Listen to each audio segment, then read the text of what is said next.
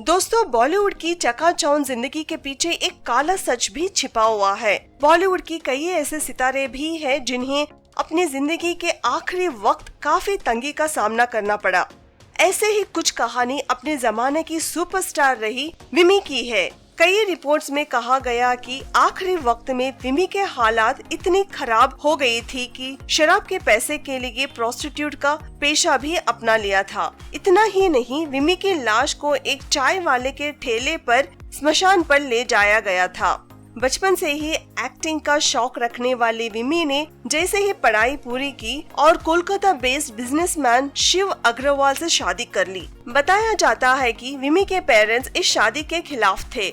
इसका कारण सिर्फ इतना ही बताया जाता है कि विमी एक मिडिल क्लास फैमिली से ताल्लुक रखती थी और बिजनेस घराने से विमी को एक्ट्रेस बनाने का क्रेडिट म्यूजिक डायरेक्टर रवि को जाता है। विमी से उनकी मुलाकात कोलकाता में एक पार्टी के दौरान हुई थी। विमी और उनके हस्बैंड शिव को मुंबई इनवाइट किया। जब विमी मुंबई पहुंची तो रवि ने उनकी मुलाकात डायरेक्टर B.R. चोपड़ा से कराई। चोपड़ा ने उन्हें अपनी फिल्म हमराज में बतौर लीड एक्ट्रेस साइन कर लिया। इस फिल्म में राजकुमार, सुनील दत्त और मुमताज के भी अहम रोल थे। हमराज सुपरहिट हुए। विमी रातों रात सुपरस्टार बन गई। अपना नाम बॉलीवुड की हिट एक्ट्रेस से मैशुमार करा चुकी थी, लेकिन उनके सास ससुर उनके इस फैसले से खुश नहीं थे। विमी के सास ससुर ने शिव को संपत्ति सिर बेदखल कर दिया। दोनों बच्चों को कोलकाता में ही छोड़कर विमी और शिव मुंबई शिफ्ट हो गए। कहा जाता है कि उस वक्त उनके दरवाजे पर प्रोड्यूसर की कतार लगी रहती थी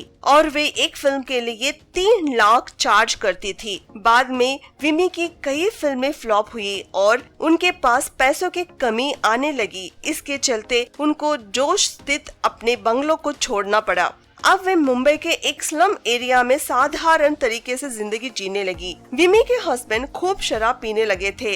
इतना ही नहीं, वे पैसों के लिए विमी पर छोटे प्रोड्यूसर के साथ काम करने का दबाव भी बनाने लगे। धीरे धीरे विमी और शिव के रिश्ते में दरार आने लगी और वो बेबस होकर उन्होंने तलाक का फैसला ले लिया। ज्यादा शराब पीने से विमी का लिवर पूरी तरह खराब हो चुका था।